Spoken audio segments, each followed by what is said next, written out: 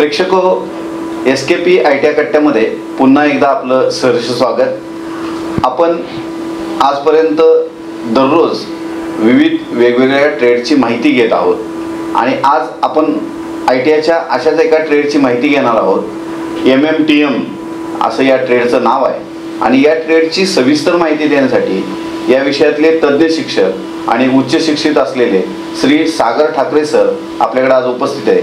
आपण SKP ITI कट्ट्यामध्ये त्यांचं स्वागत करूया। नमस्कार ठाकरे सर। नमस्ते। आपलं SKP ITI कट्ट्यामध्ये स्वागत आहे आणि आम्हाला MMTM ट्रेडबद्दल सविस्तर माहिती आमच्या प्रेक्षकांना तुम्ही द्यावी अशी मी आपल्याला विनंती करतो। नक्कीच। नमस्ते। सर्वप्रथम मी MMTM या ट्रेडचा फुल फॉर्म तुम्हाला सांगतो।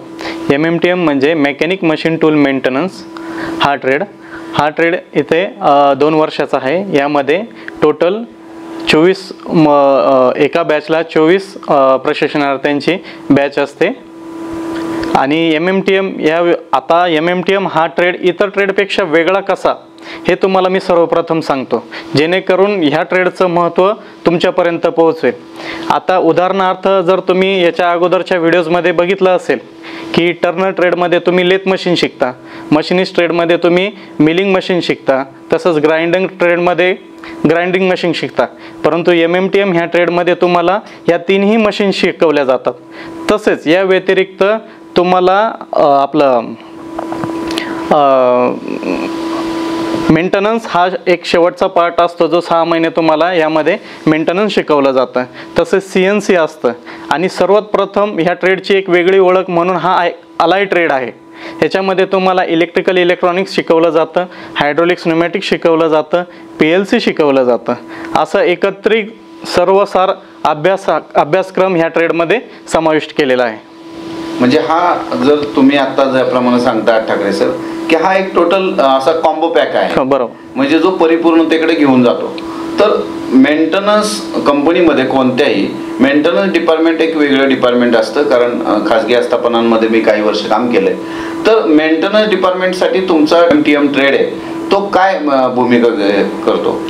नक्कीच। आता मेंटेनन्स ट्रेड बघा, याचं फायदे कुठे कुठे, एक तर कंपनीमध्ये जिथे ऑटोमोबाईल सेक्टर सोडलं तर सगळ्या कंपन्यांमध्ये मशीन असते, जिथं मशीन असते तिथं तुम्हाला मेंटेनन्स हा माणूस लागतोच, कारण प्रत्येक मशीनचं ब्रेकडाऊन असे किंवा काही प्रिव्हेंटिव्ह मेंटेनन्स म्हणा तिथं तुम्हाला मेंटेनन्सचा हा विद्यार्थी कामासाठी लागतच असतो।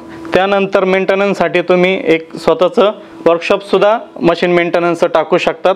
त्याच्यानंतर तुम्ही थर्ड पार्टी मेंटेनन्सची कामंसुद्धा घेऊ शकतात, जेणेकरून तुम्ही वेगवेगळ्या कंपन्यांशी टायअप करून तुम्ही थर्ड पार्टी मेंटेनन्ससाठी कंपन्यांमध्ये जाऊ शकतात। अगदी खूप छान। म्हणजे ही जी मेंटेनन्सची जी तुम्ही आता माहिती सांगितली त्या दृष्टीनं हे लक्षात येतं आहे की फक्त विद्यार्थ्याला त्या रोजगाराचीच नाही तर स्वयंरोजगाराची सुद्धा MMTM या ट्रेडद्वारे संधी उपलब्ध आहे। खाजगी आस्थापनांमध्ये काही सरकारी आस्थापनांमध्ये याचा काय रोल असतो? आहे ना, नक्कीच आहे।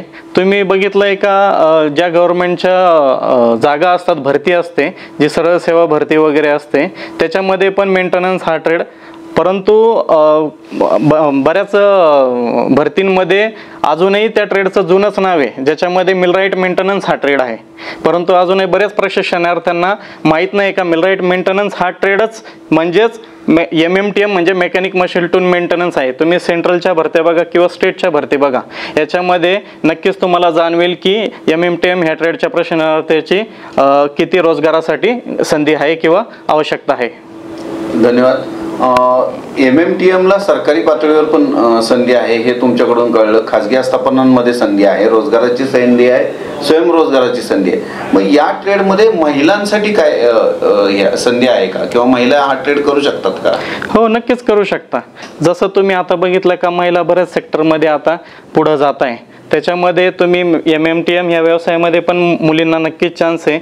आपल्या प्रत्येक ITI मध्ये मुलींना 30% कोटा असतो आणि आता काय होतंय, मशीन शॉप म्हटलं का लेडीजला असं वाटतं का इथं आपल्याला खूप हेवी वर्क करायला लागणार आहे, त्याच्यामुळं महिलांचा कल थोडासा कमी असतो.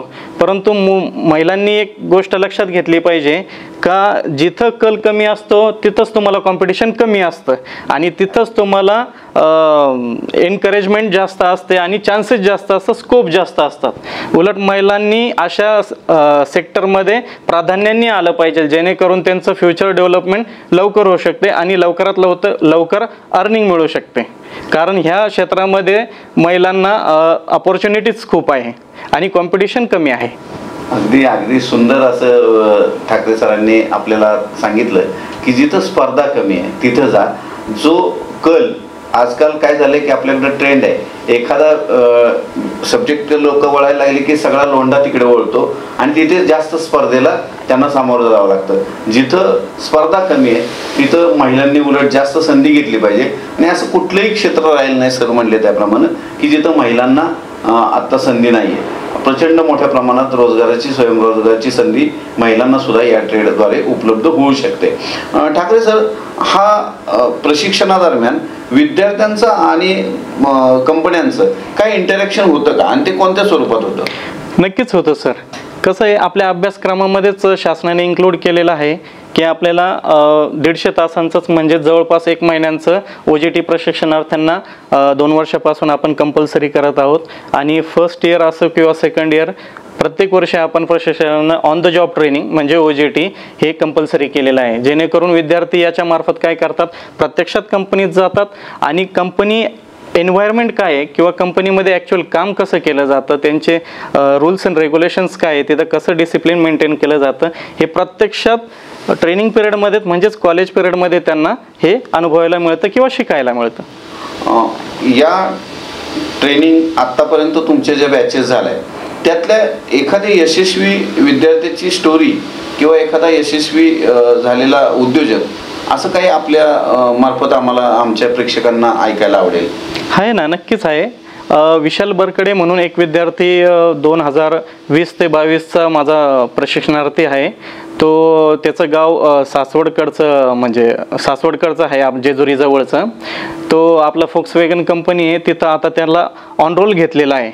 त्याला स्टार्टिंग त्यांनी 2 वर्षाचा आपला ITI केला, त्याच्यानंतर 1 वर्षाची अप्रेंटिसशिप केलं आणि त्याला ऑनरोल केलं. आता त्याला जवळपास 30 ते 35 हजार रुपये पगार आहे. अरे वा.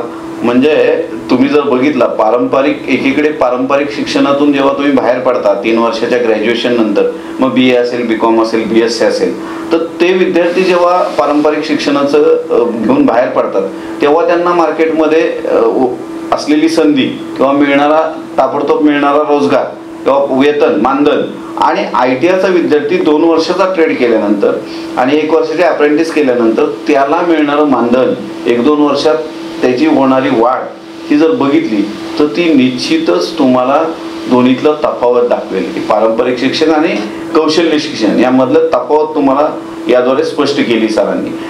सर, तुम्ही MMTM द्वारे खूप छान माहिती आम्हाला सांगितली MMTM ट्रेडबद्दल. या ट्रेडची जेव्हा प्रशिक्षण चालू असतं तेव्हा प्रशिक्षणार्थ्यांना काही स्टायपेंड मिळतो का? हो, नक्कीच. आता ITI मध्ये मागच्या वर्षापासून सरकारने नियमच काढला आहे का प्रत्येक प्रशिक्षणार्थ्याला आपण 500 रुपये दरमहा स्टायपेंड देतो. धन्यवाद सर. प्रेक्षको, आज आपण श्री सागर ठाकरे सरांकडून MMTM या ट्रेडबद्दल माहिती जाणून घेतली. तुम्हाला निश्चितच उत्सुकता असेल की सर माहिती तर मिळाली, मग प्रवेशाचं काय? तर सध्या ॲडमिशन प्रोसेस चालू आहे, तर तुम्ही यासाठी आमच्या प्रेक्षकांना आणि विद्यार्थ्यांना काय संदेश देऊ इच्छिता? नक्कीच सर. तसं मी सर्वांना आवाहन करू इच्छितो की आता ITIचे ॲडमिशन सुरू झालेले आहे, ऑनलाईन फॉर्म भरणं चालू झालेले आहे. तरी मी सर्वांना आवाहन करतो की प्रत्येकाने या ITIची पूर्ण माहिती घ्यावी, पूर्ण ट्रेडची माहिती घ्यावी.